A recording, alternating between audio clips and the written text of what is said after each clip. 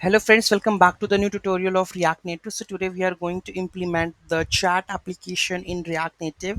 So today we are going to work on the connection establishment with the socket IO in React Native and the Node.js server. Okay, so let's get started. Those who haven't subscribed my channel yet, please do subscribe my channel and hit like to this video. So first of all, we are going to learn about the how to set the Node.js server. Okay, so let's see.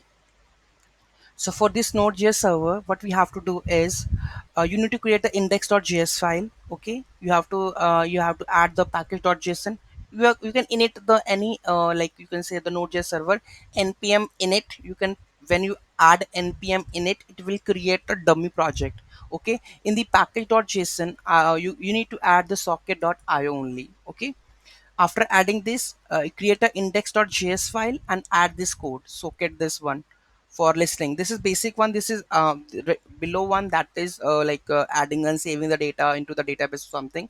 So this is the basic one for the connection establishment so that you can check whether the connection is established or not. So for that one, you need to use socket.io and listen server. Okay, and port is this one. So this is the method socket.io.connection. So first we are establishing the connection socket and we are checking whether the connection is established or not. And after that we are listening the event chat message. You can emit that chat message to that socket ID or something. So you can check this one, right? So this is the basic part of the Node.js server for connecting the no, socket connecting to the socket IO.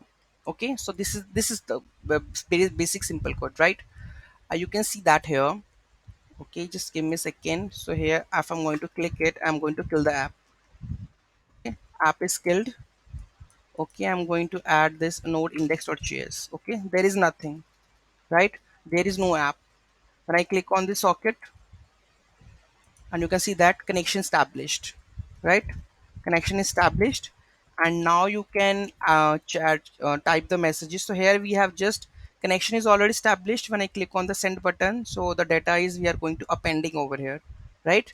So this and when I install the another application, then we chat communication between both of them is possible with this one, right?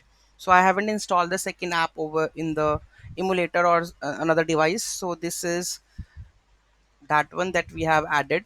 Okay, and after the connection establishment is done, okay, so let's move to the how to connect to the front end, the React Native app. So we have to implement this one also. So for this one, we have to use Socket IO client. This is the Socket IO client. Okay. In the Socket IO client, you need to add the Socket IO client with the port and server. This one because my this is my local IP where the node server is running, or you can put the local host if it is, or it is a URL. Then you can put it, and this is the port number. Okay. After this one, this you need to call this socket, whether you know constructor, whether you know use effect, whether you know component mount. Whenever your app opens, you need to initialize the socket connection. So you can initialize the socket connection. Once socket is established, then you can on submitting the data, on submitting you can listen any event, you can you can call any API to get the data and save the data with the backend, right?